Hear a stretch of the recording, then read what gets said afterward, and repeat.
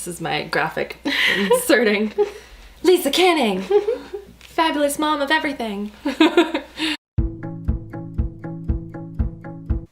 Hey, it's Lisa. Welcome back to my channel, Blueprints for a Beautiful Life. Welcome to my kind of clean but also kind of messy kitchen. There's like dinner, but then there's all these flowers because I just did a photo shoot this week. Lighting's kind of bad. I have very minimal makeup on, but I really wanted to share this video with you.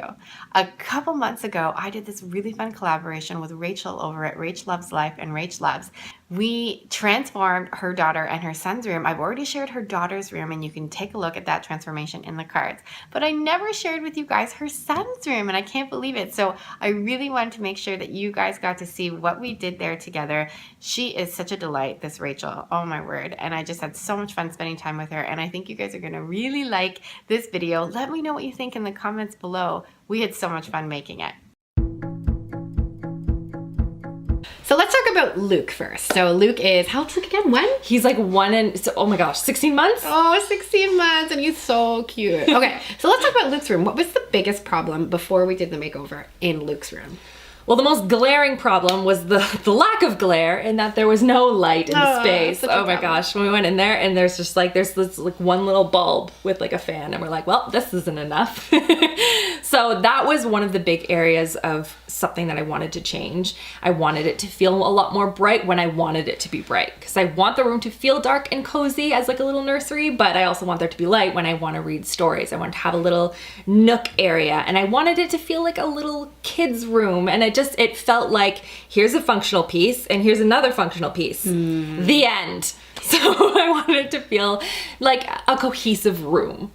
And how would you describe the room as a result of doing the makeover? I would describe it as a nice, neutral, soft space that feels I wouldn't say dark, but it feels very like comfortable and soft, but it has those nice bright pops of yellow in it. So it just feels like Luke. It's just very calm, very mellow space, but it has this like little fun bright bits that just feel like him. Bright bits. Like the way she does like highlighting. If you don't, like, I know very little about makeup. I learn everything from this woman. She has many videos on highlights. We swap. I do makeup and she does design. And as a result of doing the room makeover, what is your favorite thing to do in the room with Luke?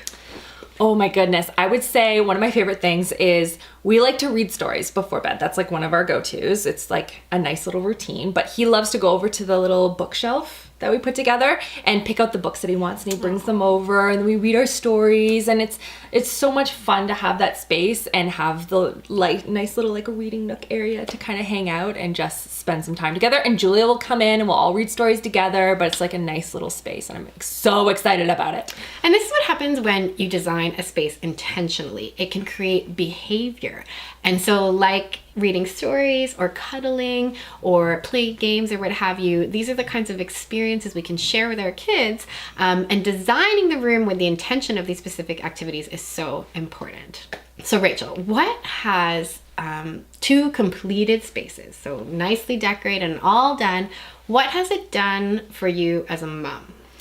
It's added some, well, as you were saying before, it just adds a space that now that it's completed, we have new routines around it, and we can build these spaces that fit within what we want with our children. We want a space that we can read in, that we can play in, that we can spend time in, and it's functional and useful. And I just keep going back to Luke and having light in his space. Like, it makes light such a difference. Helpful. It's very just a little bit.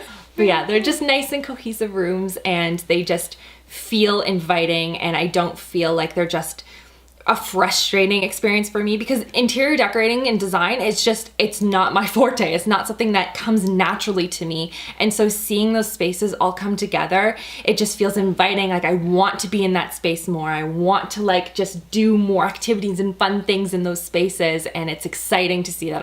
So if you're struggling to make your kids' rooms look really cute, if you look on Pinterest, if you look through magazines and you're like, oh my gosh, my rooms can never look like this, I want to say that they totally can. You can do it, and here are a couple things that you want to keep in mind.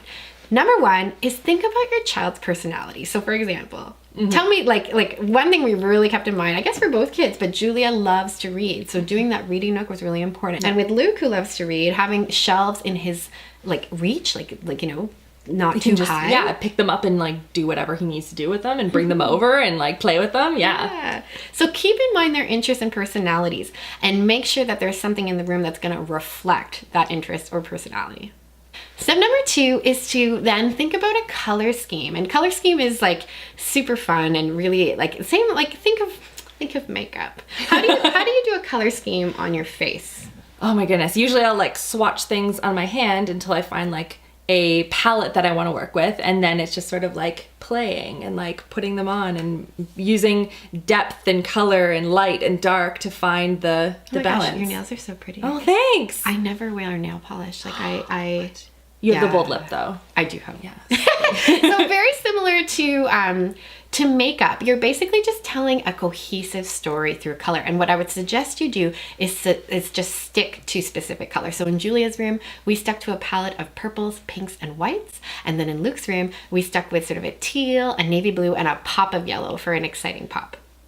And my third tip is to really think about function. But I mean beyond, obviously the kid needs a place to sleep, obviously beyond where we're going to change diapers, but what kind of experience might you cultivate in this space together? You're designing a lifestyle for your family through the things that you pick, through the reading nook that we design, through comfy pillows on the floor so people feel invited and comfortable to sit and relax. Think of the last time you went to maybe somebody's house where you felt uncomfortable for some reason, like maybe they didn't offer you a water or I don't know, you were overly cold, for example. You want to think about all that kind of stuff in your child's room. So what make them feel comfortable? Where would they want to sit? Where would they want to spend a lot of time? Where could you and your child spend a lot of time together? And you want to design little areas with intention to facilitate that.